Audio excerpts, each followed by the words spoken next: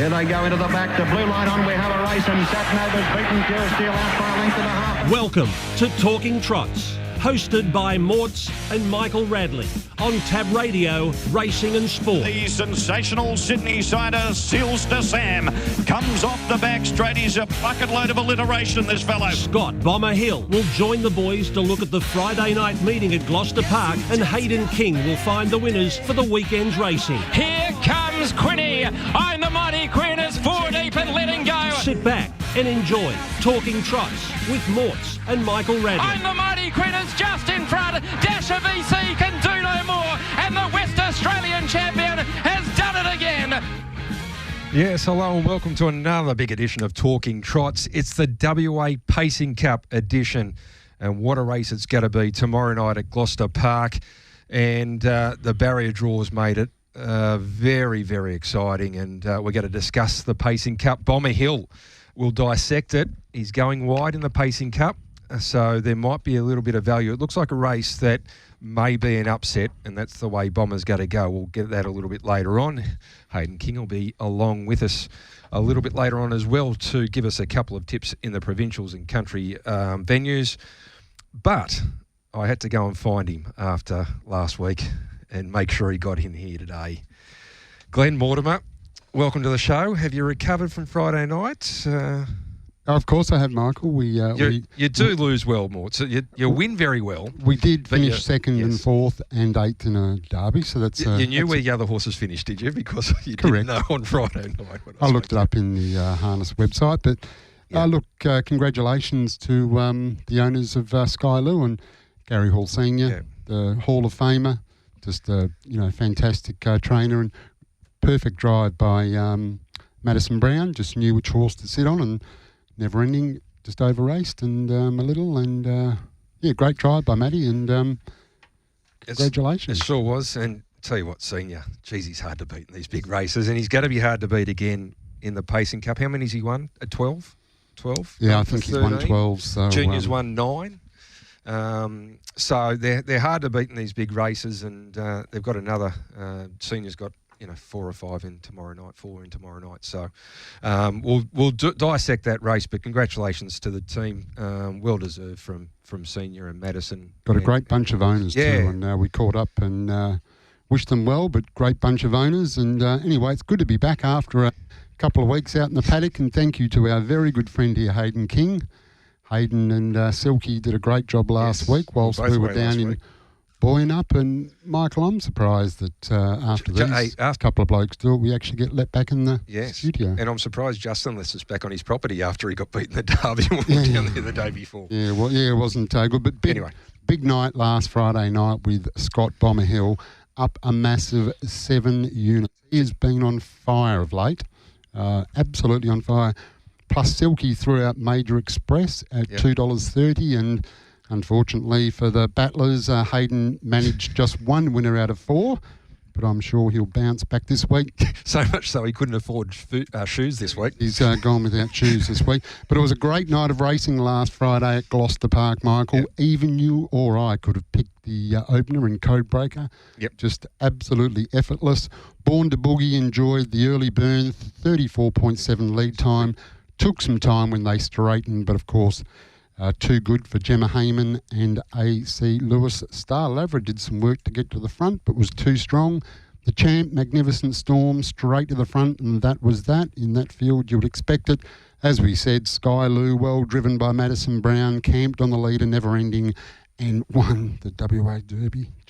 Hurt saying that. Major Express sustained a long run to land the cash, just keeps winning for Team Howlett. El Chema came with a well-timed run to score for Justin Prentice and Emily Savelco. Castella Dell'Acqua enjoyed the early pace as well and the middle race pace, and despite being off the track on the turn, won well. The Stand. Did you watch it? I don't know. Terrible, Michael. They just went everywhere. And then Darty Boy rounded out the night, leading all the way. Gloucester Park Friday night. I think I might have been looking for you at that stage. I couldn't find you. I was on the ledge, the Bankwest Tower. Friday night, Gloucester Park, a double to Gary Hall Senior, including the WA Derby, a treble to Chris Lewis. Just keeps driving winners, does Chris Lewis. Saturday night at Northam, a double to training double to Donald Harper. Oh, good to have him. Good to have Donald in the list. Mention. I spoke to him at the barrier draw the other day. He was telling me about race 2 in Northern. Did you hear about that, Michael? I'll give the stewards a carve up later on. Okay, so right. I've got a couple, so I'll save that for then. Sunday at Collie, which I'm sure you were glued to the screen. Driver Shannon Savelko got a double. Monday at Pinjarra, double to Gary Hall Senior, Kim Prentice and Ryan Bell, and 4 for Junior and 2 for Mitchell Miller in the gig. And Wednesday at Gloucester Park, just a treble for Junior, just a treble. So been a very, very big week in harness racing, Michael. I'm glad we got through it. I'm out of breath, but... All right, we've got a special guest. Actually, our second only ever studio guest.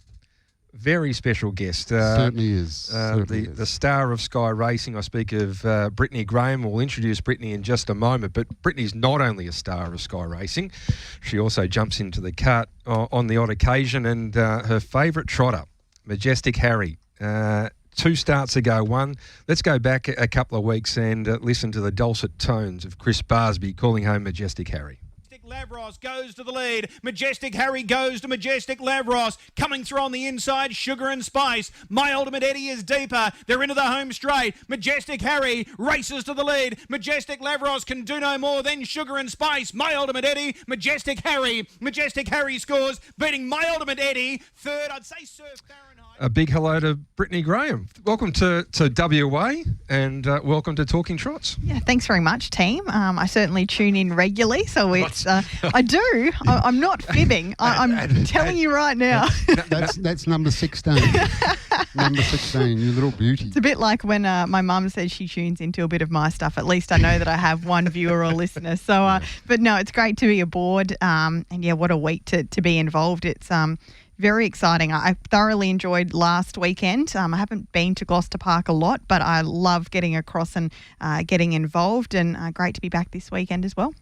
Now, before we get into Sky Racing and your coverage, you do drive occasionally. Is it hard to, when you're not driving that often, to just jump in and drive against the likes of Peter McMullen and Angus Garrard and all those the good drivers in Queensland? Oh, definitely. But I sort of only drive for Dad's stable and our horses, so I know them pretty well back to front, and I'm a complete harness racing nerd and basically don't miss a harness race. So I know the form pretty well. It's just about executing sometimes, but yeah, I love driving and I do it because I really enjoy it. So yeah, and it's mainly only on our horses, and but yeah, I have 3 drives on Saturday night at Albion Park as well. So I'm trying to split my time between form for Gloucester Park and Albion Park. But no, it's good. Obviously Harry's taken me on a real ride, and I've managed to drive in some great races. The Interdom final last year when he ran 5th, and he's been in quite a few Group 1s now. So maybe it makes it a little easy to drive on a Tuesday at Albion Park, and I'm driving Narano in the Queensland Cup and a few other horses. So no, it's good. I'm probably getting more opportunities now than I ever did, so it's a bit bizarre. And obviously Sky got no problem with you being both roles. Oh, they're awesome. They're so good about it.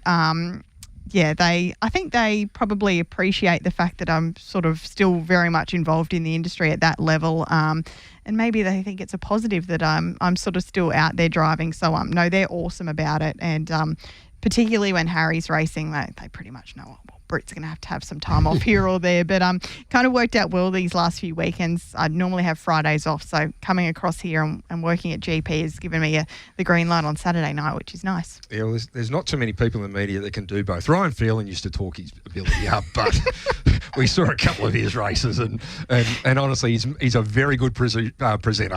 I think he called himself the King of Rockley there when I've talked to him in the past. I think he drove 2 winners. Now, Brittany, you've driven over 300 winners. Yeah, no, which is an amazing effort. I told Dad when I drove my 200th winner, because in the old, that used to be when you finished up your claim, that was sort of what that's when I'd pull up stumps, and I had a university degree that I also did when I was doing my junior driving time. So once, I think it was 2 days after I drove my 200th winner, I started in a full-time marketing role, and then 12 months later, the harness racing, I guess, media side picked up a little bit, and I moved down to Sydney to work for Sky. But But yeah, so then 100 winners later, I was still sort of out there and amongst it. Certainly not to the scale that I used to, but I love driving.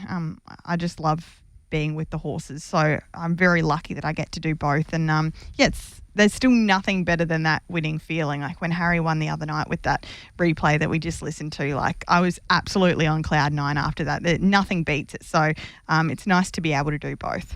Yeah, and I'm sure it must give you a really good insight into what other drivers go through and trainers go through, because you're still actively out there driving and you understand a lot of the challenges and things, which I guess is why you're so good at doing form. Yeah, well, no, I appreciate that. Thank you. I think it's very different being out and in amongst a race and understanding what happens as opposed to what you can see on the TV screen. And I probably look more so into, the intricacies of gear changes or driver changes or watching a horse's mannerisms or, looking at sectional data to try and understand maybe it didn't look as impressive to the eye, but when you go back and look at the sectionals, like for example, Loyalist in the WA Pacing Cup, his sectional times were very similar to Diego winning that race. And I guess I understand being out there, how hard it is to make ground. It's not as simple as saying, well, the horse didn't make an impression, but he literally went the exact same time as the winner did. So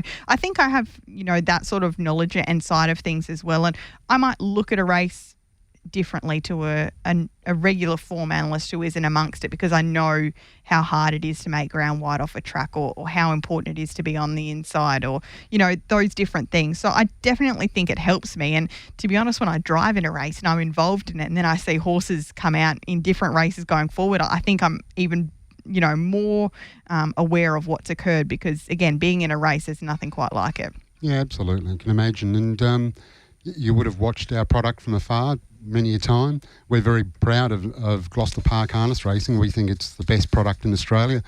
You were here last Friday night. What's your opinion? You like to watch Gloucester Park on a Friday night? I do. I love watching Gloucester Park. It's such exciting racing. And, every jurisdiction has a very different style.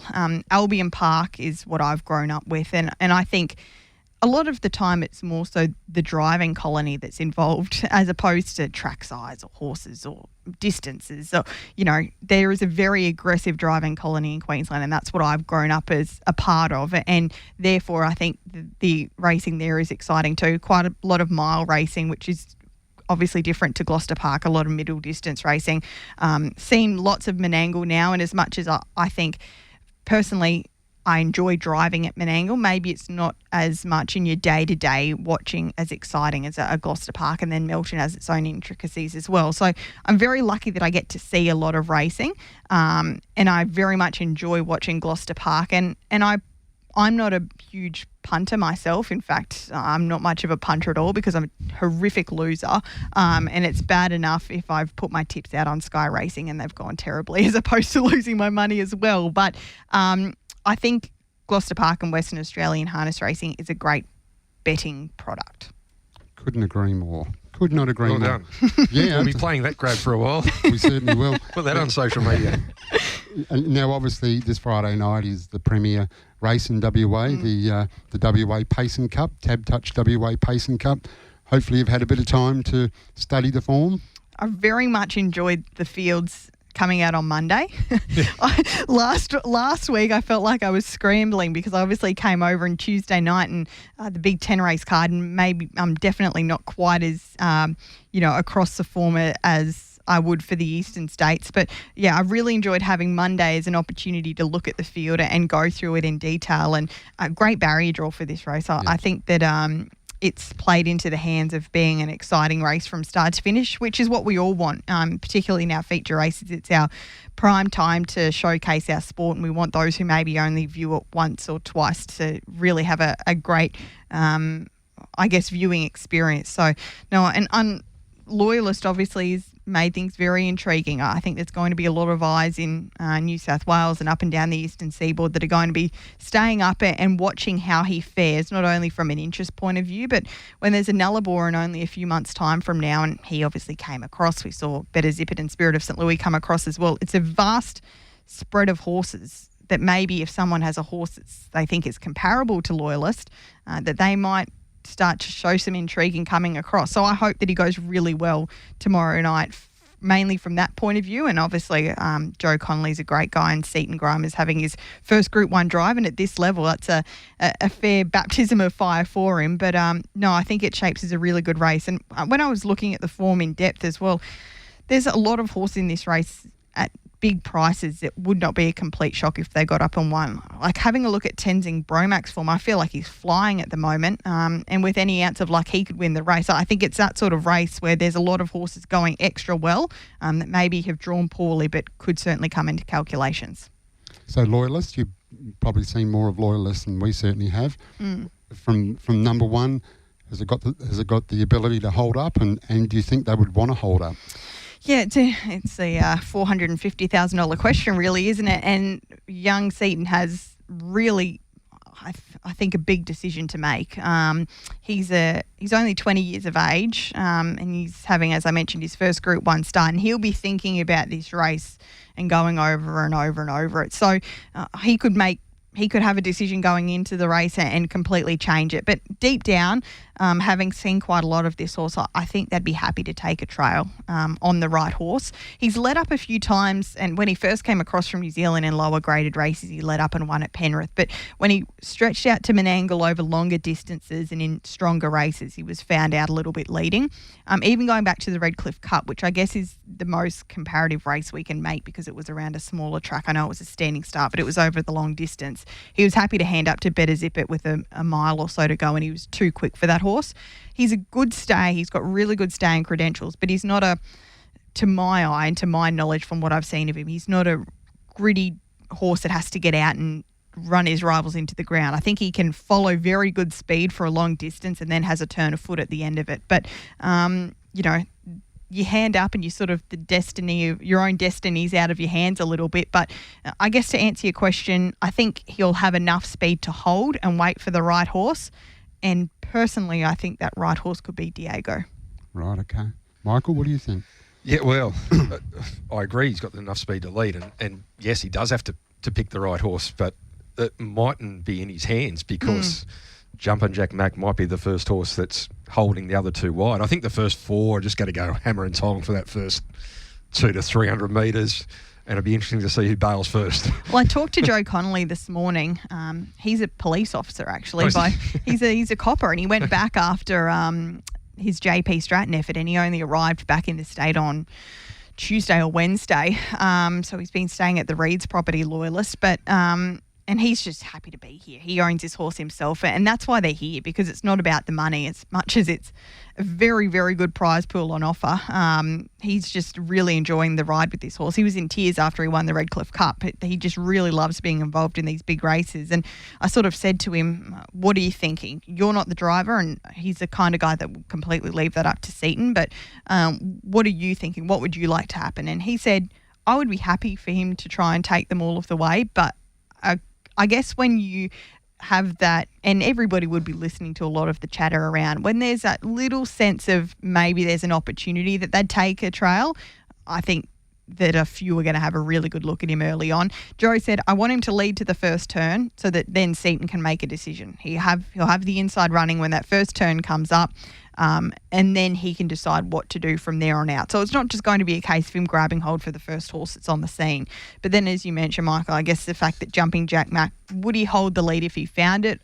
I guess that's only one. He led all the way in the James Brennan. He did. And then Diego led all the way in the JP Stratton. So I think Diego will leave quicker from off the markers. I spoke to Maddie Brown last week about how quickly he left in the JP Stratton, and I said he actually left really well, didn't he? And she said, yeah, there's a few different gear alterations that we make when he's going to be on the pegs or when he's not going to be on the pegs. And sometimes when he wears the pole on the inside, he runs away from it at the start and doesn't leave as quickly.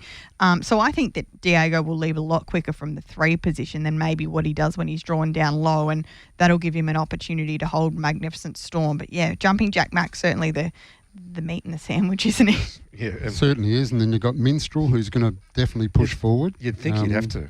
And then you've got another couple of Bond runners there as well. So Intensing Bromac, who, to your point, is just absolutely flying of late. Is 3 fence better at Gloucester Park than behind the leader? Yes. I think so in big races, definitely. yeah. Which is why I'm a big fan. I think Prince of Pleasure can really give this race a shake up, particularly with junior aboard. Yeah, when you're three fence, because when you're right behind the leader can determine what happens to you when you're three fence. That's right, yeah. Sometimes it opens up. They can't control it. It'll just open up and you can get out. So maybe for Loyalist, it wouldn't be the end of the world if Jumping Jack Mac crosses and then Diego crosses and then he's three fence, you know? Yeah, it's certainly not the end of the world. Yeah, if you're three fence and you'd be on pretty good terms with yourself because you could run into the money from three fence. If they go quick early, which all indications are that they will, particularly over 25 previous years, it's been 29. Yes. And there hasn't been many mid-race moves because people don't want to get posted for over 29. I think over 25, there could be the opportunity for some mid-race moves as well. So being on that fence, particularly three fence, absolute best spot to be Friday night. Who are you tipping? Who am I tipping? Yeah. I'm actually going to go with Magnificent Storm. Okay. I actually think this is... his race? Yeah. That's good. They've got a big supporter, I think Robbie Thomason, they've booked a big room. They've got like 65 or 70 people going. So if he wins, you'll know about it. There's a big contingent in Queensland and that's a big trip for them to go across. So on home base, you would expect there to be plenny. Yeah. Who are you tipping, Britt? Oh, I'm going with Loyalist.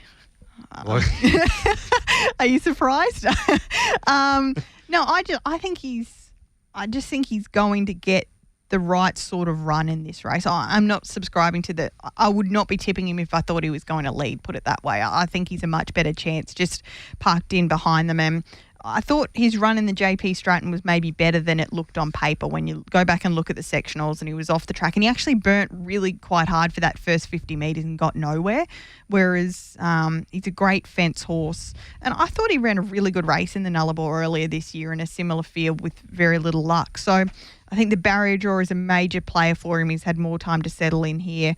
And I think I've just probably really struggled to find another one to be definitive on where it's going to be in the run and therefore be confident with it. Magnificent Storm's the obvious, but I'm just not sure where he gets to from that barrier draw. He's been leaving really well, but we all know it's super hard to cross side by side, so he could just be in no man's land for a little while. Now, you head straight back to Queensland. You got 3 drives. Will you head to New Zealand on Tuesday? I'm heading to New Zealand on Sunday afternoon, so I'm grabbing the red eye after the last. Luckily, I'm hearing no fireworks this week, so I should get through the entire card. Well, no fireworks off course at least until after the last. So unfortunately, I'll miss them. I caught them on Nullarbor night and they were unbelievable. So unsurprising to hear that everybody likes to come on course to see them. But red eye back. It was horrific last Friday night. I am a great plane sleeper, but I could not sleep a wink. So tough. Get back in at 6 a.m. I'll head to the stables, get the horses ready, head to Albion Park, have a few steers, and then off to New Zealand on Sunday afternoon. So I don't know what time zone I'm going to be in, what time breakfast is or anything like that, but lucky I love it. Yeah, absolutely. That's great. New Zealand Cup Tuesday, the famous second Tuesday in November. The Tab Touch Market, Akuta, I should say, at $2.10. Swayze $3, Old Town Road 6, Republican Party 8, and then double figures the rest. Swayze going over. Spirit of St. Louis didn't make the trip. Geez, he was impressive at Menangle, Swayze. The 2,500 he ate up and looked like he could have went another lap. Akuta's their best horse. It's going to be a great clash. Well, speaking of good barrier draws, I guess the barrier positions from behind the tapes for this race couldn't have worked out much better either. Both of the big guns have drawn off second lines. Swayze having his first standing start, it's an awfully long way to go and have that, I guess, concern, but he stepped well in a stand at Menangle. And I don't think the second row draw for him is terrible because he'll have 4 horses to follow out at the start and he's probably more likely to not be in a cramped position. So I just think whoever lands in front of the other out of those two is going to be really hard to run down. And maybe even if Akuta steps to the front or finds his way to the front before Swayze, I think it'll be game on from a long way out. He just has absolutely no bottom, that horse. He just keeps running. He can run 27 quarters all day. The hardest job that Cam Hart had in that Battle of Bathsheba that you mentioned with Swayze was pulling him up after the line. He could not stop him. He just could not pull him up. So he's going to love the 2 miles. And I know there's some talk about him coming across for the Nullarbor next year. And I know, Michael, you mentioned to me last week, Leap to Fame. I said to Grant Dixon on Saturday night, he said to me, how was Perth? I said, it was good. I said, they're telling me you're going to take Leap to Fame over for the Nullarbor, and he just had this little giggle. So would be wonderful to see him come over because he is an absolute beast. But, yeah, it would be some sort of race if those two horses came across, maybe with a few others, Spirit of St. Louis again.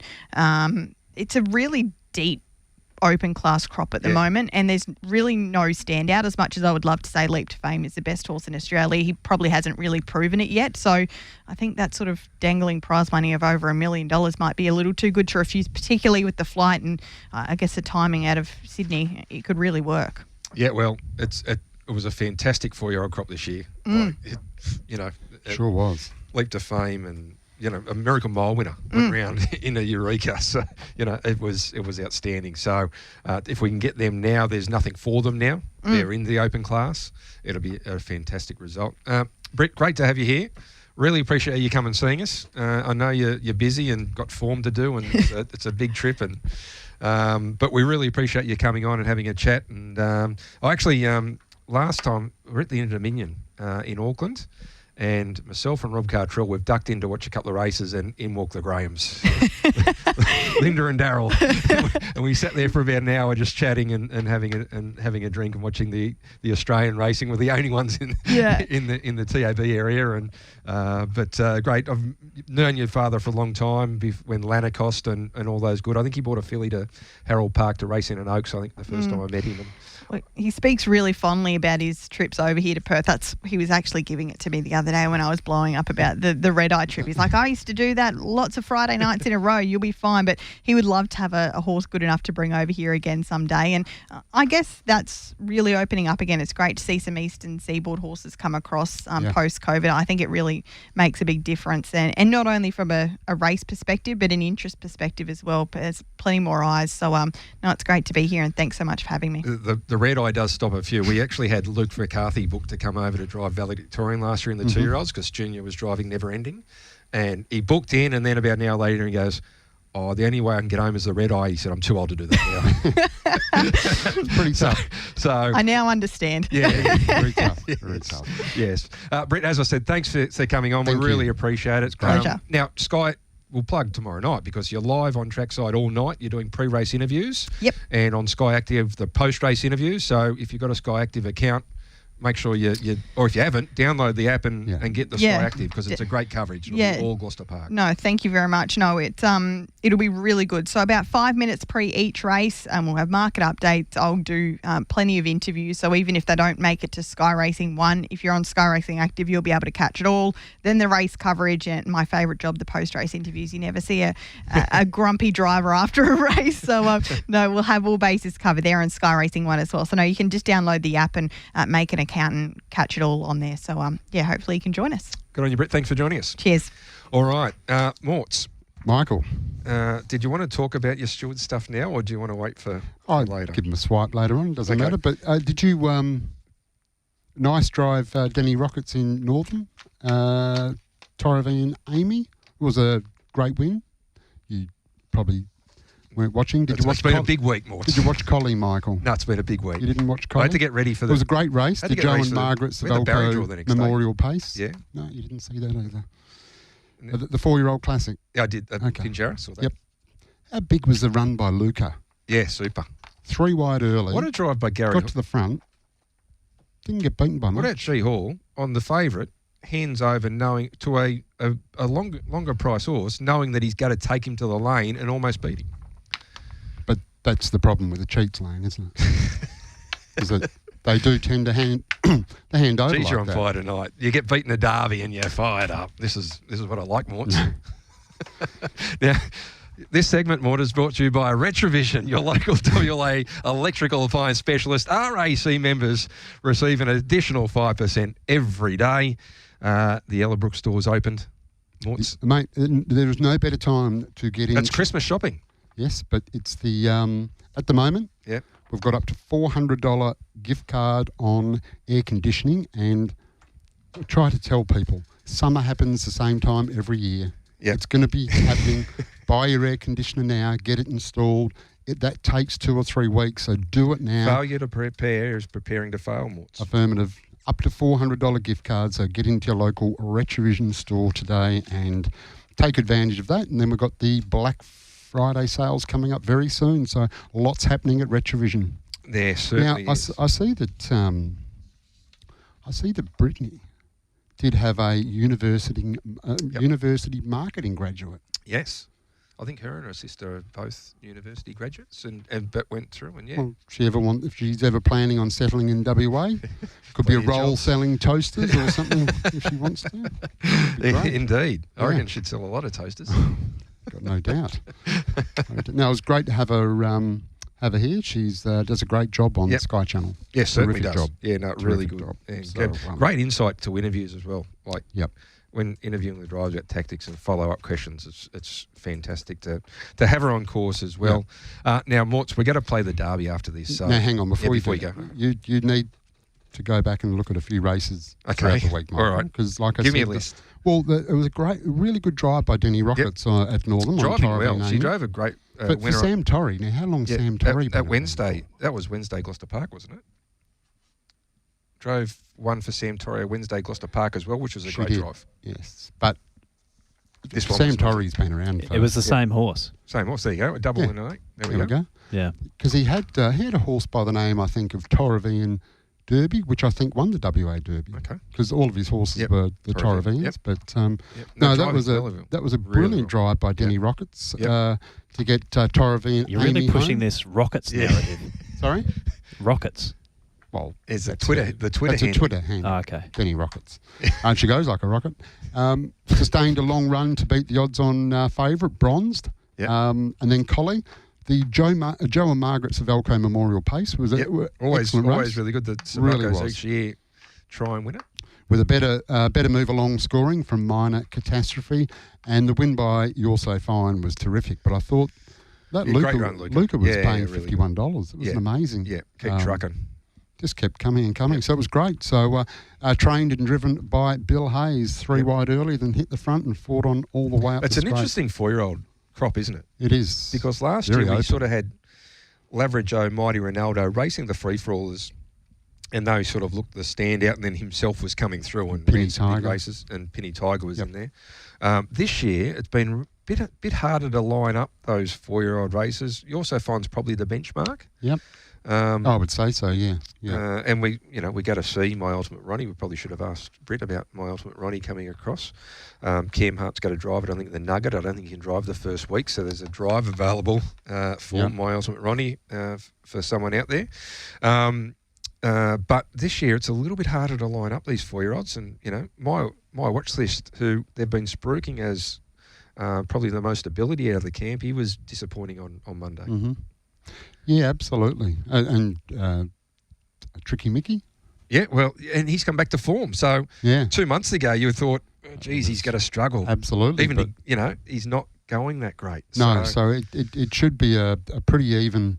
All the 4-year-old races should be fairly even in the lead up to the Retrovision Golden Nugget in December. Looking forward to it, so it should be good. Yeah, we've got the 4-year-old Classic worth 50, and then the 4-year-old Championships worth 125, and so it's and then the Nuggets, so should be terrific. Yeah. So still some great racing to come up. That's for sure. Made it interesting. Tell you what, there's been some great racing. The 2-year-old racing's been fantastic. The 3-year-old racing's been fantastic, and now we're rolling into these open class, which have been great, and also the mares race. We've got to see Wonderful to Fly go around on Friday night. Cyclone Charlotte's been going so well. But Drew Barrier 9. Drew Barrier 9, unfortunately, no. So now, Michael, Northern Saturday night, there was a protest race too. Yeah. Right. The stewards have issued the incorrect numbers after the protest was upheld. So it was 5th versus 3rd. Yeah. And they elevated the 5th horse to 3rd. The 4th horse stayed where it was, and the 3rd horse went to 5th. No, that's not correct. Yeah, so they've had to go out afterwards and change it. But of course, they'd correct weight and everything from that, so that's pretty average. And then, now this one, a couple of weeks ago, at Gloucester Park on a Tuesday, last race. Oh, is that the Trotters race? Yeah. There's a lot of social media around that. Yeah. Now, all I'm going to say is that it didn't look good, but like anything, there can be a reason why things finish the way they are. But when the stewards don't even think about questioning it, then people don't get to find out the other side of the story. Yeah. there just needs to be, on some occasions, a stronger hand by the stewards to ask questions, because then it puts everybody's mind at ease. But when they don't... Yeah, and they've got multiple views, so they can add that as well, say, of what they saw. Exactly. Like I said, could have been a reason. Yeah. But to what most of us saw, you think, that's just not the sort of look we want for our industry. Yeah. But if you ask the question, you might get an answer which appeases everybody. I doubt it, but even the race caller was Richie was flummoxed. Yep. But anyway, I just think that they need to be a little bit more diligent, ask more questions, and certainly they need to get the placings right. Like that's the job. That's the job. I mean, we all make mistakes. Yeah. But there should be checks and balances. Yep. So that's all right. Just a little swipe for the stewards. Yeah. Well, you're not gonna like listening to the derby. So you know what I'll do? I'll try and cheer you up a little bit. Thank you, Michael. As we go to the break, you're standing by, Hayden. As we go to the break, El Chema Morts, wasn't a great night for you on Friday night, but this would have given you some joy. Michael, like I said, we still ran second. Oh, no, I've got no problem, but obviously disappointment. Of course. And it wasn't a great night, but El Chema would have put a smile on everyone's face. Oh, absolutely. Is what I'm saying. Yeah, definitely. I'm not saying the world's ending because she got beaten in a race like the derby. Like most people would have thought, we got beat, a race you win. But, I mean, you got beat with Major Martini in a derby, which we don't like to talk about. But then you've won a derby with Mighty Ronaldo and Tricky Mickey. I would suggest to you that you can say no, yes or no to this question. I would say that Major Martini and Never Ending have more ability than both those other horses that did win derbies. Of course they did, yeah. Is that a fair saying? Absolutely. So you got to take, it's give and take in this game as well. And couldn't agree more. And that's why we're in harness racing and racing in general, because it's if they were machines and whatever else was put in, take out, then there'd be no interest. Yeah, some people get upset when they run second or third in a race, in a big race. No, you went if you're in a big race, senior straight after the race. I saw that. If you're in a big race, be thankful that you got a horse that's good enough to be there. And if they win, that's fantastic. But if they don't, at least they're there, and they only got there one way, and that's by winning races along the way. So I agree. And your horse that ran fourth in the derby went super. It went amazing. Yeah. He just had no luck with barriers. And I might have been the cause there. But as you know, talking to the trainer, he was so happy with his work. He was just absolutely flying. Just couldn't get a barrier, and still was a really, really thought it was going to run third. Really creditable fourth. Who knows what would have happened if he had drawn? Imagine if he had drawn like a 10 or something like that. Would have loved it. Yeah, absolutely. But he didn't. But the good thing is he was good enough to make the race. And all three of your runners are going for a spell now. Is that right? And then they'll have a break and come back for their 4-year-old campaign. They've had the Steel Blues taken off, and they're out in the paddock. That's good. Yep. All right. Hopefully this puts a smile on your face. We'll get there eventually, Hayden. As we go to the break, this is El Chema. Geez, he's fast. He is. And when Emily Savalco said go, he unloaded. He let down. And it was well-timed run too. She certainly was. Him up well. And the free-legged pacer, El Chema, gets the better of Lamandier. That's run. Rock and Roll Elliot the inside. Otis didn't find it. And well back in the field is hot-footed and wider on the track. Soho Dow Jones in the straight they run. Lamandier in front. El Chema is down the outside. Lamandier, El Chema finishing better. Takes the lead from Lamandier. And El Chema too strong and too classy and won from Lamandier. Soho Dow Jones and You are listening to Talking Trots with Morts and Michael Radley. Trying to let go from the back, Mickey's Beach, but Never Ending comes to the turn. 28-4, leads by 4 metres. In second place, giving chase is Sky Lou. Never Ending in front. Sky Lou's a massive danger. It's over. Sky Lou, Madison Brown is going to upset her partner, Gary Hall Jr., and Sky Lou has won the derby brilliantly. Sky Lou from Never Ending, and third, I'm the Black Flash. Yeah, it was a great win in the end to Sky Lou. Great drive by Madison, who held the front, handed over, and then just tracked the freewheeling Never Ending into the straight and finished too strong. They went 156.3 for the 2500. They beat the rest by a fair way. On the Black Flash, 5 pegs got through to finish third. Dash through for Mitchell Miller and Rolling Fire. The only horse that was off the pegs to finish in the top 7. The top 7? Yeah, the other 6 were all along the pegs. Fess Up, Louis Dior. As we know, Michael. Sorry, dear. 2 and 3-year-old races, particularly once you get up even in when the you journey. think there's a lot of depth, 2,500 at that speed. Yep. It sorts them out. On the fence, the best place to be. So On the Black Flash was always going to play a part, given where he was going to finish, but he did finish very strong, too strongly, unfortunately for us. But knocked Rolling Fire out of third, but anyway, that's okay. Yeah, it was certainly another great edition of the WA Derby, and the same thing could happen tomorrow night in the 2,500 metre races. You listen to Sky, and even the racing.com. So Mick Guerin and Adam and Ryan, when they've been doing racing.com, and Mick all wants to do is tell you you've got to be on the pegs in big races. And the last 2 in Dominions are sat behind the leader. Big races, there tends to be a bit of pressure in the pegs as opposed to be. It doesn't matter where you are. And even Albion Park on the big nights, you want to sort of be on the pegs. And absolutely. Queensland Oaks early this year, Shane Graham, 4 pegs, got the run. It's big pressure races. Absolutely. When they're going quick, you want to save ground. And the gaps do tend to open up a bit. They sure do. Should be a great race. Can't wait. All right. Cannot wait. Before we introduce the very informed Scott Hill. He is just on fire. This segment is brought to you by Loans 123, car loans, debt consolidations, all your personal finance, Morts, and we don't need him at the moment, but who do you see? The great man, Steve Sell, or more affectionately known as the Nude Nut. Yep, loans123.com.au. And if he can't help you... Michael, you are just beyond help. Beyond help. There might be a couple out there that need him, but... what's the number? 1-800-100-100. Still doing things the banks can't. Good on you, Stevie Sell. Great supporters of Tab Radio. Talking Trots. Well, a big hello to Scott Bomber Hill. Bomber, welcome to the program. G'day, guys. How you going?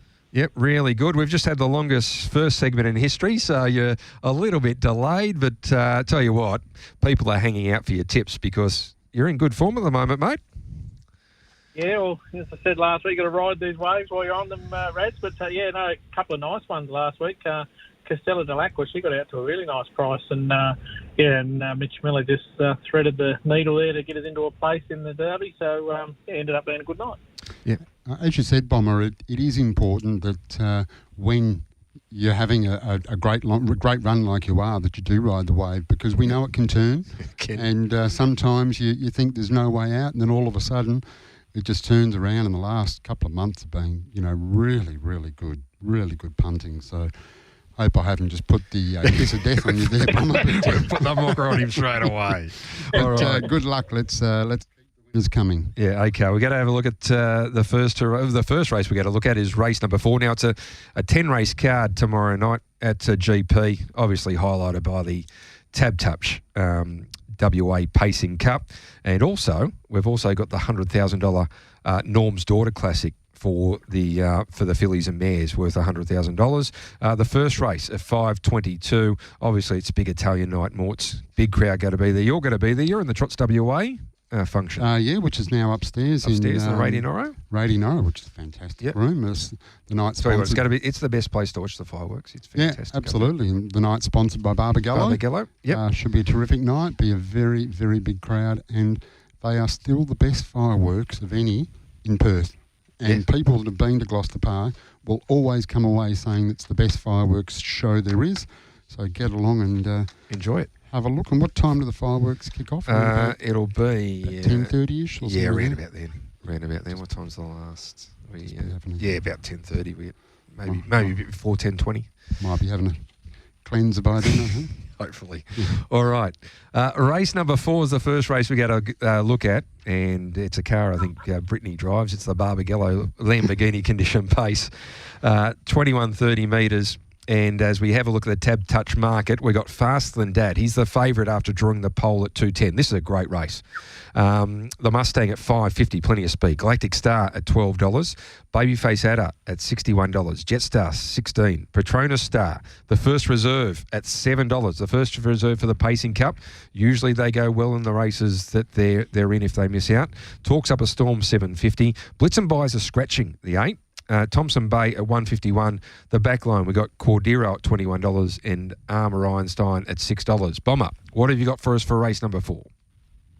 Yeah, I thought there was plenty of speed right across the front here, and the one that gets a soft draw and could either stay one off or drop to the pegs is Armour Einstein. He's been going really well of late, this bloke. 55.2 last time, chasing Magnificent Storm on the way home. Before that, 56.6 behind Blitz and Buy. There was a 57.2 behind Valentine's Brook, and then he was held up on that occasion, and then a 56 and change behind Minstrel. So he's chased some pretty serious horses without a lot of luck, and I think this could be a nice draw for him. I think around the $6 mark is a good bet. Bomber, it's an interesting race, this one. You've obviously got a couple that have come back in this grade after just missing out on the Pacing Cup. A couple of horses that their numerical form doesn't look that well. How do you map this one? Yeah, well, as I said, there's plenty of speed across the front, Mort. So I thought the one's going to be looking to hold. The two's got pace, and then you got Talks Up a Storm out wide as well. So I hope they just really burn through that lead time, and this bloke can just sit off them and have the last look. He deserves a change of luck, and as you said, he's going much better than his figure form suggests, that's for sure. Yeah, so race number 4, Bomber, number 11, Armour Einstein, Colin Brown and Madison Brown in very good form. $6. What's the staking plan, Bomber? Yeah, just the 1 unit bet. He will need his share of luck and does need a bit of pace on, but I thought he was definitely the value in the race. All right, the next race we got to look at is the feature event of the night. It is the the Tab Touch WA Pacing Cup Group 1 Grand Circuit level, $450,000 on offer. The barrier draw was Monday, and it's made it a very good race. Let's have a look at the Tab Touch market for the Pacing Cup. We've got the visitor loyalist drawn the pole. Open $3.60. Drifted to $7, currently $6 is the Brittany Graham selection on top. Jumpin' Jack Mac open 5 into 4.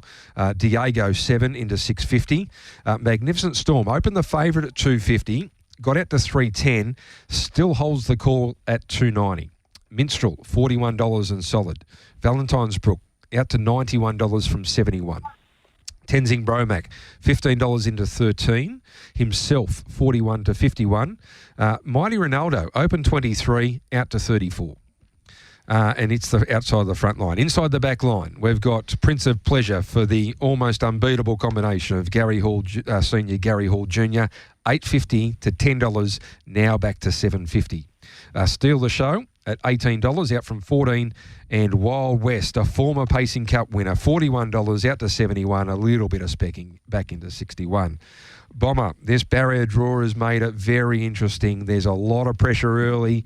Wouldn't be surprised if there's pressure in the middle, and there's certainly going to be some horses that will be getting home really well at the end of this 2,500 metres from back in the pack. Which way do you see the race going?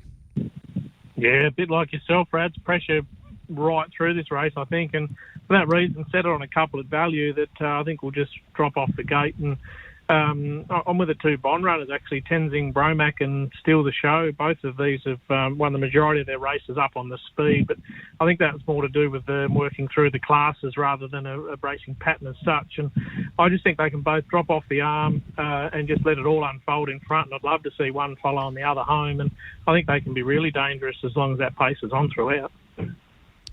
I think there's no doubt it's going to be on throughout, Bomber. Previous episodes have been over 2,900. This year it's over 25, so maybe a little bit more of a temptation for a mid-race move. It's just going to be a fascinating start. There is plenty of pace, and some horses that will need to just move forward from out wide, and some that are going to be looking for some cover. So, as you said, there's some good value here. You've picked out a couple. Race 5, number 7, Tenzing Bromac for Team Bond, driven by Dylan Edgerton Green. We know he's a Pacing Cup winning driver previously. What's the staking plan for Tenzing Bromac, Bomber? Yeah, 1 unit Tenzing Bromac and 1 unit Steal the Show as well, Mort. So I think we can back both. And as I said, I'd love to see them following each other home. Yeah, so that's race number 5, horse number 7, Tenzing Bromac, and number 11, Steal the Show. Also for the team bond for Denny Roberts, 1 unit as well. So all right, and you're tipping Magnificent Storm, Morts? I'm with Magnificent Storm, Michael. And I'm with Prince of Pleasure. I'm going to go the Richie, 1x3. The 1x3. The 1x3, the Richie. Do you think Magnificent Storm will cross, Mort? Oh, look, I think if he crossed, he would absolutely win. I think I think they'll be looking for some cover, and I think they might get it. Okay. Because I think Minstrel, I think Minstrel will just continue to push forward, and there's got to be another one that can, potentially just push forward. I think he might get some cover and get sat right up this time, and if he does, I think he'll be hard to beat. Well, because he looks like he's come back in pretty good form. Yeah, it's great to have him back. Because, fantastic. His 2 runs have been absolutely crackerjack. And as we go to the break, let's listen to Magnificent Storm from last week. It was the Navy Cup worth $50,000. He was a short price favourite because he was always going to find the front. And once Hayden got there, it was a matter of just making sure that he won. And he certainly did that. As we go to the break, here's Magnificent Storm winning the Navy Cup. From Al Capone, Armour Reinstein back on the inside. Galactic Star has gone blitzing by. Coming through as it follows Armour Reinstein, but Magnificent Storm, he's into overdrive and bolted away from them. In second place, Al Capone, and then Armour Reinstein and blitzing by and Shell Patch. And Magnificent Storm getting a little tired late, but he won by 3 metres to Al Capone, who ran out of his skin. Third, Armour Reinstein, and fourth. Talking Trots with Morts and Michael Radley on Tab Radio, Racing and Sport. Turn 28.5 the next quarter in the straight and taking the Mickey. Has been able to burst clear now. It's taking the Mickey, getting away from them. Montana Glory Steno, and now to the outsiders. Born to Boogie starting to flash home. In front taking the Mickey. Here's Born to Boogie. Also Montana Glory. Born to Boogie flashing up on the outside, and Born to Boogie's got up to win. Born to Boogie beat home Montana Glory, and third on the inside. Well, Morts, early in the show you mentioned there was plenty of pressure in this race. 34-7 lead time with Steno pressing forward. Born to Boogie, AC Lewis would have been loving that, just in behind. And it was a good drive. It was a very good drive, Michael, because going down the back, Chris Lewis could see that he's going to have to restrain back to come out and go around them because there was going to be no run in between, which is difficult when they're starting to sprint and you're restraining and then get the momentum forward. And at the top of the straight, you thought he's just given him too much of a start, but he had the momentum and he got him. It was, zapped him late. It was a terrific drive by Chris Lewis, and another winner for Gemma Hayman. For Gemma Hayman, and our good mate Merv Butterworth, who owns Born to Boogie. Good to have her back. So the place getters were good. Taking the Mickey, she's consistent. Yeah, isn't she? Absolutely. Now most of these are going around in the Norm's Daughter, which is the Barbagallo Norm's Daughter Classic Group 2 level tomorrow night, 21.30 metres, race number 6. Wonderful to Fly's drawn 1 for Shane Young. She looks the leader and looks a winner. 134 with Tab Touch. Born to Boogie. We've got American Armour drawn 2 at $10. Born to Boogie drawn 4 at $12. Taking the Mickey, despite drawing 8, still $9.50. So well supported. And 10 Beyond the Sea inside the back line, $8 and $1.38. So they think it's so hard to see Wonderful to Fly getting leaders back. And they tell me tomorrow morning on the Retrovision Gloucester Park preview on Tab Radio with Marty Young and Glenn Moore and Matt Young and Trent Cooper. The guest will be Shane Young with Wonderful to Fly. Oh, great. Getting an update on where she's tracking, and also Stewie McDonald, who he's got the drive on Jumpin' Jack Mack in big drive in the Pacing Cup. In the pressure. Yeah. Right in the pressure there. But there's going to be a couple of decisions being made in that first turn by Seaton Grimer, Stuart McDonald, Madison Brown and Aidan De Campo. Stewie's a good driver. I'm sure he'll make the right decision. And, of course, on the Retrovision preview as well, Michael, don't forget you get a chance to win a $100 Retrovision gift card, which is perfect timing. You'll be on there giving the quiz? Absolutely.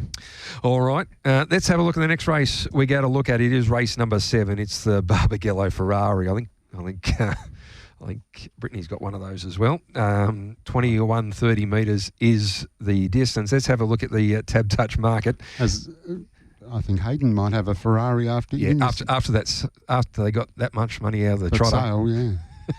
the punting, and then the sale. Yeah. It might be one that's been reduced to the scrap yard. You might want to. Spare parts were worth $5,000. Yeah. You might want to invest in a pair of Barter Scouts. Didn't Warney have a blue Ferrari, and he told him to get rid of it? Paraco told him to get rid of it because it was he'd got to lose his human touch, his ochre touch. So he sold it and bought a Commodore, but another Ferrari. Too smart. All right, let's have a look at the market. The Barbagallo Ferraris. There's plenty out there that can go and buy one. Disco Under Fire, $12. Fire Rock Fire Roll, been favourite throughout, $1.95. Mr. Fantastic, $5. Amazing American, $81. Akuto at $34. Hoppy's Way, $14. Just Like Turbo, $126. Rockaball, $6. Magnificent at $6. And then Trooping on the Colour, $19. And McLarney, $26. Bomber, what have we got for race number 7 at GP tomorrow night? Yeah, I actually really like Disco Under Fire, the place here, Rads. I think he'll allow Fire Rock, Fire Roll the top, and I expect him to hold Mr. Fantastic pretty easily from next door, and from there he'll get the chance just to roll along in front, and Disco Under Fire sits perfectly on his back. He ran home in 57 and change last week in the one outline, and had to come 3 wide around the corner as well, and I think that's well and truly enough to fill a hole here. He'll get room in the straight. Fire Rock, Fire Roll tends to lug off the pegs in the straight, and looks to be plenty of air there, so I think he'll get his chance at a nice price. Interesting race, Bomber. Very open. Hoppy's Way, Mr. Fantastic. Little bit. Do you see much speed early? Yeah, I thought. I'm not sure about Hoppy's Way. He may have a go. He goes back from the wide draws a lot, but I thought Mr. Fantastic would probably have a look, but I couldn't see him crossing the 2 horse from right next door. Yeah, it's a bit of speed. Could set it up for something out wide, but Fire Rock, Fire Roll for the very, very powerful Michael Young stable, driven by Gary Hall Jr. Disco Under Fire to sit on and run a place. So race number 7, horse number 1, Disco Under Fire for Giles Inwood and Christopher Voke. $2.40 a place currently on Tab Touch. Very nice, Bomber. $2.40 a place. What is the staking plan? Yeah, 2-unit bet. I'm actually really keen. I think it just sets up nicely for him, and I like the way he hit the line last week. Very nice. 2 units at $2.40. $2.40. Lovely. Beautiful. All right, and the final race we're going to preview is race number 8, and let's have a look. This is the Barbagallo Art, 21.30 metres. What's that, Michael? Is that a type of car? No, I'm just sure they've got artworks. Oh, right, okay. It's not one of the cars. I don't think so. Okay. I don't think so. Yeah. I think it's their art. Okay. Might be a picture of a car. Yeah, okay. Name in Lights, $10. G. Smith, $6.50. BJ's Boy, $8. Yankee Lincoln, $20. Flying Rumour, $8.50. Rambo Rabbit, $3 into $2.90 in favourite. El Waddell at $8. High Price, $3.70. And Blaze Coops, $23. Race 8, what have you got for us, Bomber? Yeah, I think he'll continue to firm Rambo Rocket. I think he's the leader, and as a result, he's definitely going to be the one to beat. He's got an exceptional record when leading, finds himself in a very winnable race, dropping in nicely in grade here. And last time he led at this track, he was run over late by a Shani girl and Luca in 156, and that's pretty fair form for a race like this. I think Junior gets the best of this bloke off the gate, and I think he'll cross, and if he does, it'll be a pretty easy watch. I think you could be right there, Bomber. As you said, just drop back in grade a little bit, and it certainly does like to lead. Currently $2.90, which is very good value. Got the master on board, Gary Hall Jr. Race 8, number 6. Not that we'll need a winner because we'll be that far in front, but we'll take it anyway, Bomber. So race 8, number 6, Rambo Rabbit. What's the staking plan there? He's a 2-unit bet. More to the set, I'm really confident if he leads. He's going to find it pretty hard if he's got to sit up in the breeze, but as the leader, I can't see them beating him. Yep, agreed. Good way to finish, Bomber. All right. Now, have you got a multi for us to finish off our tips for tonight? Yeah, a 3-legger Rads, I thought Beyond the Sea, she hasn't been able to draw a gate, and she finally gets one. Obviously in a red hot race, but I think she'll follow the eventual leader and winner, and I just can see her running into a hole. Into race 9, number 4, Lasaka, big drop in grade. I think he'll win. And race 10, number 6, Exceptional Armour. Those last two will be pretty short, but I think if we can cop 20 or 30% in the multi, we'll take that. What was the race number and horse number for the first leg? Race 6, number 10, Beyond the Sea, to follow Wonderful to Fly Everywhere She Goes. Yep. And then into race 9, number 4, Lusaka, and race 10, number 6, Exceptional Armour. There's no prices up for races 9 and 10, but it's about $1.38 Beyond the Sea a place. So you'd expect Lusaka to be about $1.40, and Exceptional Armour probably about that price as well, maybe a touch under. All right, Bomber, thanks for your time. Thanks for waiting on, and good luck. Hopefully your form continues, and we'll speak to you next week. Thanks, guys. Have a great night. Good on you. Scott Bomber Hill. Good form. And a bit of value there tonight for us. Yeah, there is. Now, this segment, Morts, is brought to us by Steel Blue Boots. Built for comfort, made for work. 730-odd stockists nationwide, and as you know, they are a mark of true skill. They certainly are, Michael. They are designed for comfort, durability and choice, and they're backed by a 30-day, 100% comfort guarantee. So whatever you do, Steel Blue Boots are tailor-made to help you do your best. Yep. Go and have a look at steelblue.com, and to tell you what, there is that many boots on there as well. Not just work boots. Yeah. You can get... Look great. Yeah. Other types of shoes, but yeah, like non-work boots. They're fantastic. Comfy and durable. That's the main thing. Yep, like the owner. Very durable. Yes. He fronted up last Friday night after... He did. He wasn't well, but he was there. He was there. Now, race number 9, Bomber is tipping Lusaka, who's back in grade. In that race as well is Darty's Boy, who's been good winner last going time. well. Yeah. And as we go to the break, let's listen to Darty's Boy taking out the last race last week. Rupert of Lincoln in the centre, fights on, High Price the inside, and then cut and run. Darty Boy's in front. Rupert of Lincoln's trying hard. El Waddell the outside. Darty Boy, Rupert of Lincoln and El Waddell. Darty Boy in front from El Waddell. It's Darty Boy from El Waddell. Rupert of Lincoln, High Price. Darty Boy in front. He held them at bay, and Darty Boy a canny drive. Darty Boy raced home to win it nicely from El Waddell. Rupert of Lincoln.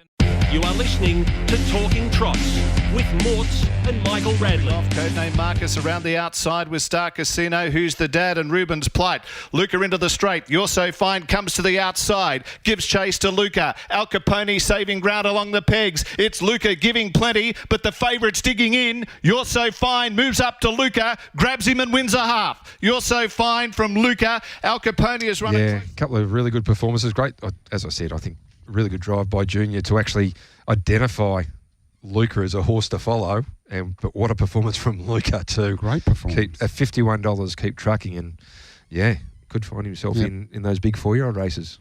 Yeah, no, it was a great. It was 3 wide early. Yeah, just continued to go to the front, and as you said, Junior read it correctly, and finished up getting the win. All right, this segment is brought to you by Bayswater Mazda. Mort's driving is better in a Bayswater Mazda. We know that. Who needs a Lamborghini and a Ferrari when you got a Mazda 6 Turbo like yourself? Absolutely, beautiful car. I love my Mazda. What else can I say? But get down and see the team because, as I've said before, Michael, they've got a great selection. They've got plenty of stock. They've got the new CX-60. Their after-sales service is amazing. The coffee's fantastic. Get down there and see the team. They will look after you. They tell me they're going gangbusters as well, the CX-60s. Yes, they are. Nice car. Yeah, really nice good car. All right, it's been a big show. Exhausted.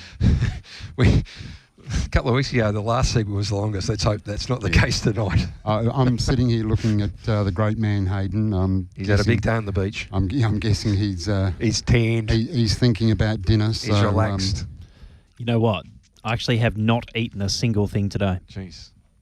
So, yes, you are right. Yeah, I thought it's on my mind. Yeah. Before we get into Hayden, I'll tell you, we were speaking about Gloucester Park all show, and obviously there's a big meeting, first race 5:22, Italian night. fireworks after the last, but a couple of great races on there. Race 2's a cracker as well, 2 or 3, with Major Perry and the like. 3. It's a really good race number 3. Yeah. You're right, though. Race 2 was plenty of early speed there. Yeah. It's a good race card. Street Hawk, Flow Rider. I'll tell you, Flow Rider first up. Yeah. Goes really well fresh. There'll be some speed in that race. That would be a knockout chance. Race 1, you get a couple of Derby horses backing up. And as you said, race 3, that's a really good race. Really good race. Very hard race. Now, in conjunction with Gloucester Park, we've got Narrogin. Narrogin's got a big 8-race card. The first at 6 p.m. And it looks to be a really good card there at Narrogin. And then no more racing till Pinjarra Monday. 8 races there, the first at 1:14. It was great to be there Monday, Morts, for our barrier draw. Thanks to the club, Dale. Now, what was your thoughts on the 1177 races at Pinjarra? I saw 1 or 2. Yeah, two out of the 3, and I thought they were okay. All leaders won, I think.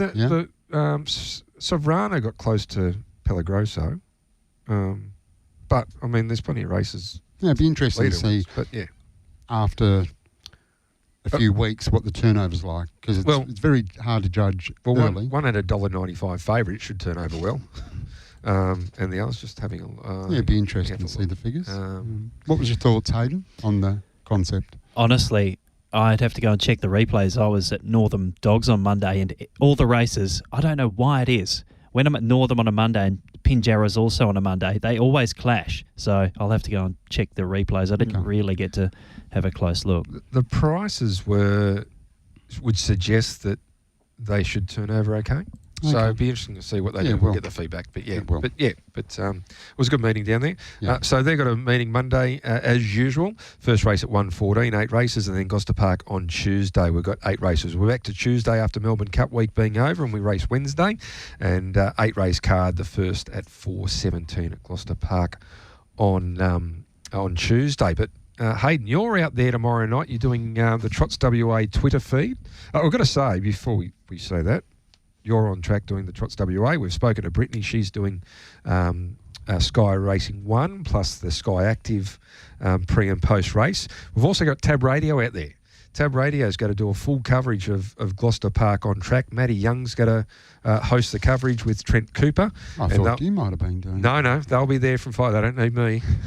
They'll be there from 5 o'clock. I might duck in early just to say hello, make sure they're okay.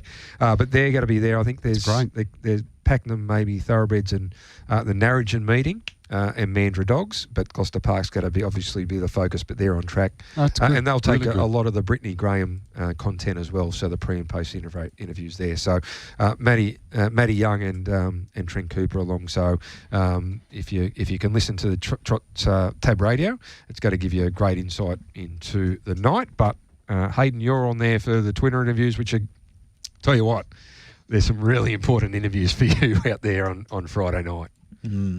I'll be drilling. Yes. Show no mercy. Particularly don't take no prisoners. Particularly the Pacing Cup. The Pacing Cup is a really intriguing race. A lot of speed. We've got tips from everyone else. Normally me and Morts don't give too many tips on the show, but we've thrown ours out there. What have you got for us for the Pacing Cup? Jumping Jack Mack will lead and win. There you Jumping go. Jack Mack will lead and win. Simple. He did lead not long ago and won. Mm-hmm. That was the first time he'd drawn one in 2 years, apparently. Yeah. And the first time he'd won in 2 years. Yeah. So he's run second in a lot of big races, so you know he's got to be there. I was looking that up. Actually, you'll like this one. On Tuesday night, it was midnight, and I thought, here we go. I've got some restless thoughts. Hang on. Strap in, get ready for this, please, listeners. So I thought, I'll go for a walk. So you should do it midnight on a Tuesday. So between about 12 and 2 on Tuesday night, I went for a walk and I was thinking about the WA Pacing Cup the whole time. And the reason I was thinking about it, I was thinking, what are the stories from the race? And I think that is the big thing. Like each runner in this race, there is a story behind them. Yep. And that's something I want to talk about tomorrow when I'm in the parade ring. I'll probably do a little monologue and I'll It's going to be worth tuning in. You should have your own little show just to do it beforehand. Just don't worry about the interviews. Do another one to start with and then get into the Hayden's soliloquy. Yes, that's exactly right. Well, for me, I reckon the best story is Madison Brown. Last year was driving Diego all the way through, had the fall, unfortunately for the concussion protocols, didn't drive in the Cup. Gary Hall Jr. gets the drive, wins his 9th Cup, or is it 9 that he's won? But after the race, looking at Madison, she was so happy for Sid and Shona Brown, who had shown a lot of faith in putting Madison on, but senior and junior, and she was just so happy for them to win. It would be great for Madison to win. It'd be a bit of karma for Madison to jump aboard Diego. That's the storyline for me. She's coming off a pretty good week last week. It was a great week. Great week. She's had a great week. I agree. That probably is the best, just in the sense that Madison missed that drive. Yeah. This is the one that she, despite her last 6-12 months, the one she's missing. Because in terms of big races, I actually said this to her yesterday, I don't think anyone's really had a better calendar year than Madison. I reckon Dylan Edgerton Green had a great year when he won the Pace Cup. I mean, like as in 2023. Oh, no, I'm talking, if you look at a couple of years ago. When he won those 4 or 5 Group 1s, Yeah. But this is the same sort of league. This is the same sort of league. So great story. A couple of great storylines. And, of course, the Halls. Is senior going for his 13th? Something like that. I think of the Hall runners, well, despite Diego, I think Wild West would be a good story. I don't know how he wins, but previous Pacing Cup champion in the wilderness for so long, failed, aborted mission over East, comes back to WA, stokes the dying embers 2 months ago, wins the free-for-all, gets his position in the Pacing Cup. He and King Callan reunite. Yep. They couldn't, could they? Funny things have happened, Hayden, and big races, 2,500 Gloucester Park, all the pressure, who knows? So you think that Jumping Jack Mac gets straight to the front, Loyalist holds up, hands up? Yep. Interesting to say that we've all, including Bomber and Brittany, we've all come up with something different. Not too many races you can say that. No. I'm very confident that Loyalist will hand up. I can't believe he was $3.90. And I don't mean this maliciously or disrespectfully, but... It was purely because he drew barrier 1, and then once you analyse it deeper... $3.90 was far too short. Yeah. Was always going to have to be... The only way I could possibly see him potentially winning the race is by taking a sit. If he leads, I feel this high pressure, it'll be a massacre because there's so many hungry wolves packing outside. It'll be interesting to see tomorrow morning on the Retrovision preview how the boys dissect it and whether they've come up with different tips as well, because we're all very different. Very different. So you alluded to the fact that there will be a lot of very hungry wolves. Huffing and puffing, trying to blow the door down. Correct. You think that Jumping Jack Mac can withstand that pressure and still win? Yes, and I do think that alleviates some of the potential pressure if Loyalist does hand up to Jumping Jack Mac, because if he tries to resist that challenge, then it becomes more the pressure doubles, because Jumping Jack Mac isn't going to let Diego pass. Diego's not going to let Magnificent Storm pass, and they can't cross each other. Like 4 can't cross 3, 3 can't cross 2. So it'll only intensify the pressure. Could be a quick lead time. Anyway, we'll see. I'm hoping not. I'm hoping it's fairly elementary stuff, and Jack strolls to the front and gets a deserved Group 1. Gee, I think of any horse in this race, he is the one that deserves the Group 1 the most. He's been placed so many times in Group 1s, placed in a Nullarbor as well. Oh, look, he's a wonderful horse and has been for a long time. In some of the big races, the draw has been very unkind to him.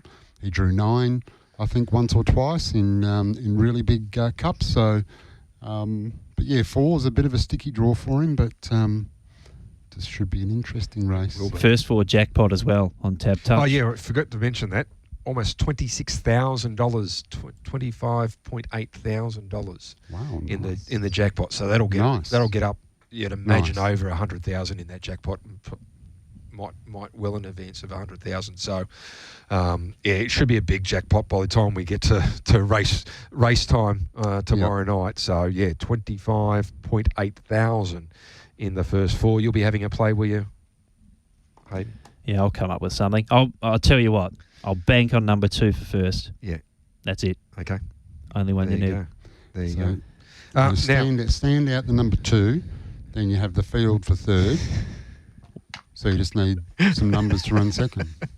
I know no, first 4, not like a trifecta. Play a trifecta, but play a first 4 as well. I actually had a little piece of the trifecta in the Melbourne Cup. Oh, did you? Congratulations. What did it pay? The try paid almost 10 grand. And that's why you have a go at a trifecta in a Melbourne Cup. Yep. Normally I wouldn't have a go at a try, but just had a little piece and there we go. Nice. Now, you haven't got a country tip or a provincial tip for us. You can actually give us a couple of tips in races that Bombers given us tips in. Mm-hmm. Races 7 and 8 at Gloucester Park tomorrow night. Well, fortunately, they're both going to be big odds. Okay, and I think at least 1 or 2 of them will drift. So there's no reason to get too active because I think they could both get out to massive prices and they're ones I want to keep on side. So you could back Bombers and back mine if you like. Okay. Well, Bomber in race number 7, to remind everyone, 2 units a place on Disco Under Fire at 240. What have you come up with? I like a Cuto. Okay. Not a Kuta. No. In the New Zealand Cup. Well, a he would be Kuto. $1. But 90 cents. But, yeah, this horse, he's been going so well. Those consecutive 5ths, they were both in 155-mile rates over the 21:30 at Gloucester Park, particularly 2 starts ago when he was only beaten 5 metres. And then last start at Pinjarra, he just got run off his legs. It was a 158.9 for the 26:31 stand at Pinjarra. It was a hot race. So I'm willing to forgive that run. And if there is any pace on, he could be looming menacingly behind them and he'll be powering home. At a price, have something small on race 7, number 5, Acuto. Race 7, number 5, Acuto. And he is currently, as we said, $34 and $5.25 a place. All right, and then race number 8, we've got Bombers tippet is Rambo Rabbit at $2.90 in race number 8. What have you got for us? Well, Yankee Lincoln, he's $20. I could see him getting out in excess of $50 in a race like this. He was good enough 2 starts ago behind Karana. He was only emptying out really late in the piece after chasing some quality horses. And then he comes through that same race at Pinjarra, the feature event there a Monday week ago behind Bellissimo Acquisto. And although he was beaten 40 metres, as I said, it was just a hot race and he stuck it out pretty well. I like that race as a form reference, and again, he does rely on some pressure, but if there is some, he'll be finding the line strongly off a soft trip. Does need some luck, but as I said, I think he'll get out to a massive price, so you can have something on race 8, number 4, Yankee Lincoln. Currently $20 and $4.40. Here's a question for you, without notice. When you do back a horse that you think is going to be getting out towards the $50, do you back them on the tote or wait to the fixed odds? Because it can happen where the fixed odds is generally sometimes kept safer and the tote can get out to a ridiculous price. It also depends on the magnitude of your betting. Like, if you're a $1 or $2 punter, it doesn't matter. No. But if you're a $100 punter, then it does make a big difference, because suddenly if you have $100 on Yankee Lincoln tomorrow and it's 50 to 1 and there's 10, 15 grand in the pool, then you've really dented the price. It's into like 50 or 60 to 1, whatever. Doesn't matter. But yeah, I think if you are a serious punter, then you're always playing fixed. Okay. Unless you're betting with some other agency, but we won't talk about that. There you go. Correct. There you go. All right. No, it was just a question without notice. Hey, thank you for that. No worries. All right. Big meeting. And as I said, you're out there, Hayden, doing the Twitter interviews and maybe a couple of storylines to boot. I'm looking forward to those. Do a couple of extra interviews. Just throw them in there. A couple of trainers' interviews. You've got plenty of time. Just do a couple extra. What do you mean? Pacing Cup. Just grab one. Apart from just the drivers, go and grab a couple of trainers. Just a one-off one. Just wander around. Yeah, one-off, Yep. yeah. I actually will be coming up and doing a Be little like bit Gareth Hall in the stalls when he does it for racing.com. Just wander around talking to trainers. I will be doing some work for the OB tomorrow. Matt Young just messaged me this morning. I'm not sure exactly what, but he said, can you come up and like recap the interviews or something just prior to the race? So I will be featuring on Tab Radio at some stage. Yeah, it's an all-star cast now. Got all the big guns out tomorrow night. It's great. Should be good coverage. Might even have to get you down there, Morts, at some stage as the owner of a potential Pacing Cup winner in Mighty Ronaldo. No, it's okay, Michael. I think we'll let Hayden just rove with the microphone and find some trainers. How come you haven't tipped Mighty Ronaldo? Usually you either plead the fifth or you put your own horse forward. Can he win, Morts?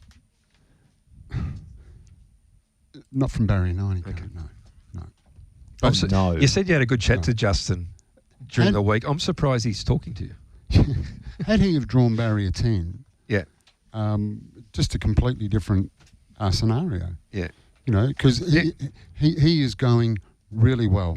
I don't know if he's actually gone better than what he is currently. Okay. But you look at his form. You look at his numerical form. It's just average. But he's a particular type of horse that needs a particular type of run. Okay. If you can't get that, then it's very difficult. I'll put this scenario to you. So there's been some early heat. Jumping Jack Macca's forged to the front from Loyalist. Magnificent Storm's pressed on outside of Diego. They're running along. Tenzing Bromac comes 3 wide, or himself. Mighty Ronaldo latches onto his back and he's 3 wide with cover at the bell, moving into it.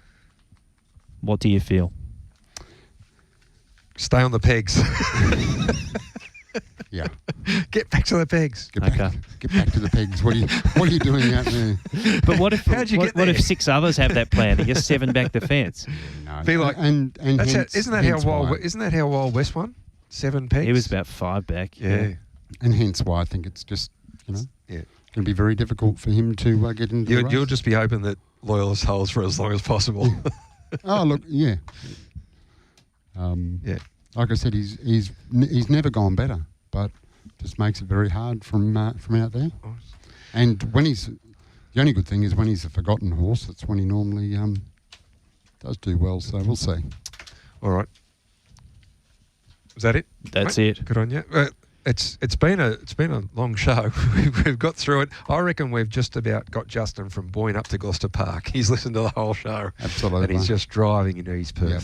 Absolutely. It was a good show. It was great to have Brittany's Brittany great. Graham in. Yeah, absolutely she's, fantastic. Good to get that insight into Loyalist. But no, very good. Yep. And thanks again for last week. You and Silky did a great job. No worries. Yep. Anytime. Surprised we get let back in the building, Michael. Sometimes the buzzer doesn't work, but we find our way in here. All right. We do. Hayden, thanks for your time. Good luck tomorrow night. Part of not only the Twitter coverage, you've got to be part of the Tab Radio coverage, which is great. And don't forget the preview tomorrow morning, 8 a.m. Should be a ripper. There's got to be they're going to deep dive into the whole card, which is going to be great tomorrow morning at 8 a.m. But like you said, Michael, it will be interesting to get their view on the Cup. Yep. Because we've had 3 different views here. I'm sure they've been We've had 5 different views here, all different. And I'm sure they're doing a lot of form, so it'll be great to get their insight. 8 o'clock tomorrow morning. Don't miss it. Will. All right. Trent Cooper's team Morts. I'm just looking at his tips now. Okay. Oh, of course he puts them up early. Okay. Yep. Magnificent Storm. The team are big fans of Magnificent Storm. They're big fans. You can tell when they're going through their previews and on each occasion, and rightly so. It's hard not to be. Yeah, no. But so it'll be interesting to see what they do come up with tomorrow with the the speed maps, and no doubt Silky's asking the hard questions. All right, Morts, thanks for your time. Good luck tomorrow night. Thank you. Looking forward to it. And also the other races. You got El Chemarin. Yeah, looking forward to that. It was enjoyed last week, and just looking forward to having a starter in the big one. All right. Thanks for everyone. Thanks for tuning in the whole show. If anybody's still listening. Yeah, if anyone's still listening, thanks. Eddie Birchall's been listening to the whole show. Good on you, Eddie. Thanks for everyone. If you have listened, if you've stuck right through. We hope to see you at Gloucester Park tomorrow night. It's going to be a great night. If you can't, Sky One, Sky Racing Active, and Tab Radio are the places to listen and watch. Until next week, it's bye for now.